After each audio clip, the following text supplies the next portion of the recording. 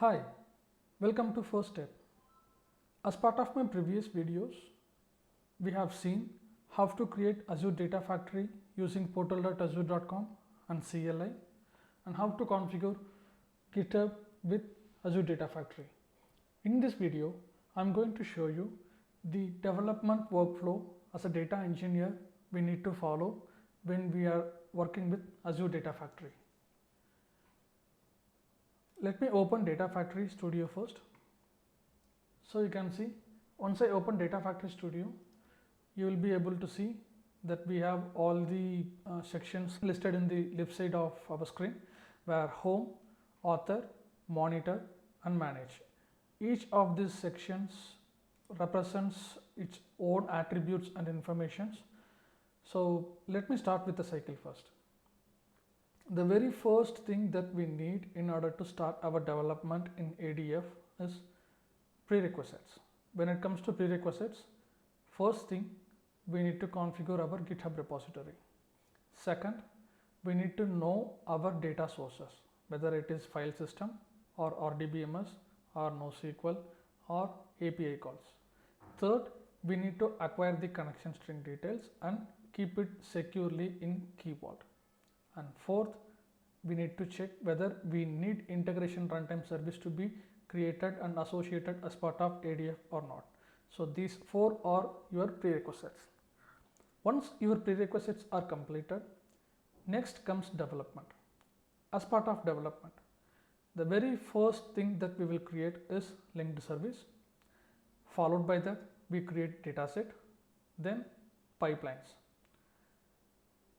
Linked services generally defines the connection string information for the data store or compute.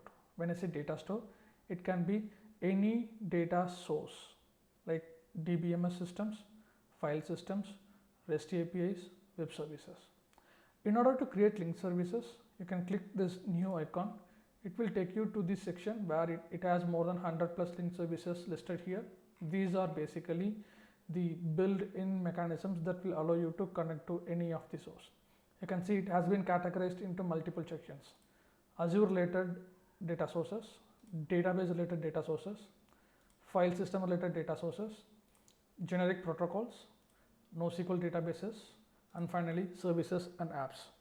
Altogether, we have more than 100 plus connectors listed in Azure Data Factory. So linked service will basically hold the connection string information. Let us move to the dataset. Linked services can be found in the manage section. Dataset and pipeline can be found in the author section. Let us go to author. In dataset, you can click these three dots and click new dataset. Will allow you to create a dataset that is associated to the linked service that we have created previously. As like 100 plus linked services we have, we can create 100 plus data sources. Data sources are nothing but a pointer to a data where it is located in the data store. Okay, a pointer to data means a reference point holder to your data. Assume that you have a blob storage which is having 100 table information created in separate folders, and these 100 table informations are nothing but your data store. You can create a data sets for these 100 tables. You can create a parameterized dataset or you can create a static dataset. So in our development, first we need to create linked service, then we need to create dataset, and finally comes pipeline. This is the development hierarchy, friends. Without linked service, you cannot create a dataset, and without dataset, you cannot create a pipeline. But there is one exception in pipelines. Since the pipeline can use dataset and compute both, not all the pipelines require datasets. I can say it's a 50-50, okay? Because you can see here, if I go to manage linked services, create linked service, here data store we have and compute also we have. So compute will basically allow you to connect to any of the compute medium like Azure Databricks, machine learning, functions, Synapse, and so on. So not all the pipelines requires datasets to be created, okay? Once your development is completed, we are going to deploy this into the higher environments like UAT or pre-prod or production environment. Then we have to monitor the pipeline. Before monitoring the pipeline, the question comes, how we are going to automate this pipeline run. that is the place where the next part comes, that is nothing but our triggers.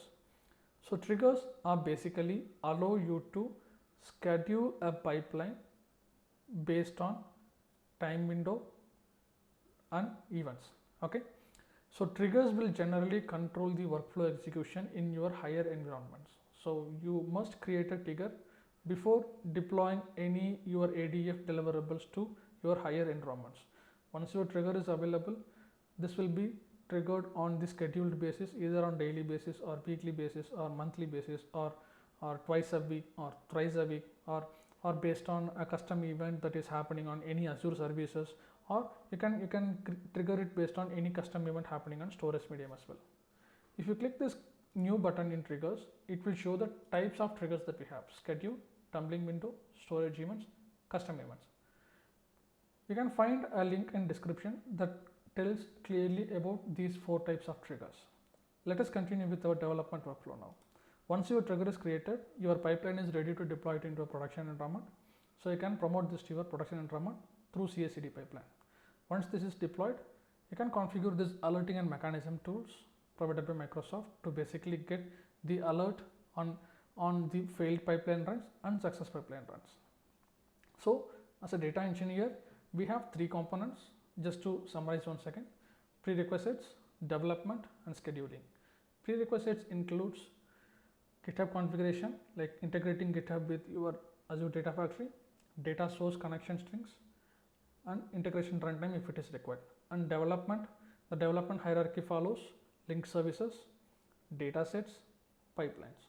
Once your development is completed, then comes scheduling and monitoring. In scheduling monitoring, you have to create triggers, CI/CD deployment, then alerts and monitoring. If you like the video, please click the like button and subscribe to my channel.